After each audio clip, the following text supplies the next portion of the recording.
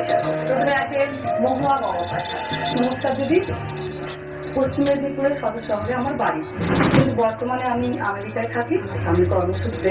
এতদিন অব্দি জীবনটা মোটামুটি একজন সাধারণ যেরকম একজন ভারতীয় নারীর জীবন হয় সেরকমই ছিল, কিন্তু গত 2-3 বছরের আমার একটি ক্ষুদ্র প্রচেষ্টাতে কিছু মানুষের মনে আমি এখন অল্প নিজের ভালোবাসার জায়গা করতে পেরেছি। ভালোবেসে আমাকে অনেকে মহুয়া দিদি বলে, অনেকে আবার বাড়ির মেয়ে বলেও ভাবে।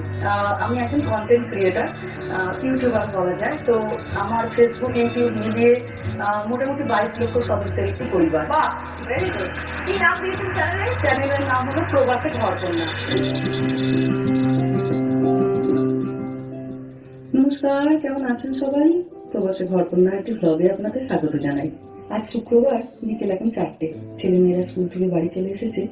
আমার উপরে দায়িত্ব করেছে সবজি তোলা। খুব পপুলার পেজ, আমরা সবাই জানি। অসংখ্য ধন্যবাদ। শুভ সকাল। এরপর আছেন কান্তা।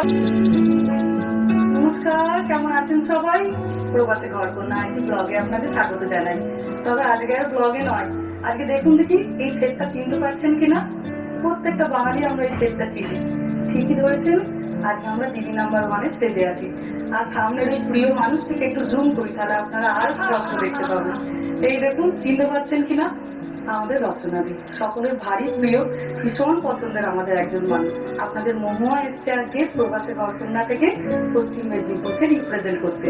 বড়দের কাছে প্রণাম আর ছোটদের কাছে শুভেচ্ছা চাইছি, আমার জেলাটিকে যেন আমি ফাইনালে নিয়ে যেতে পারি। আর মহুয়াদিকেও আজকে আমরা এখানে পেয়ে খুব খুশি। অসংখ্য ধন্যবাদ। তো এইভাবে শুরু করি, এইভাবেই কথা বলতে থাকি।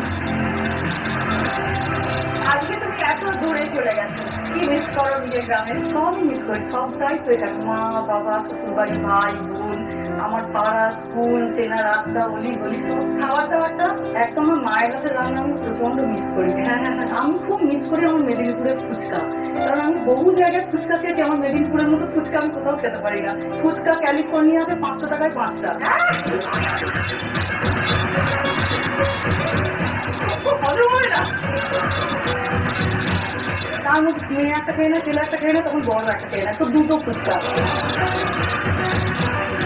ভীষণ রকম ভাবে ভালোবাসি। মেদিনীপুরে ছিল ফিশ ফ্রাই যেগুলো হয়, ভীষণ খেতে ভালোবাসি, কিন্তু ওখানে গিয়ে আর পাই না। যারা আমাদের থেকে আরো আগে গেছেন তারা বলে যে এখানে পাবি না, শর্টকাট রাস্তা হচ্ছে বাজার থেকে ফিলে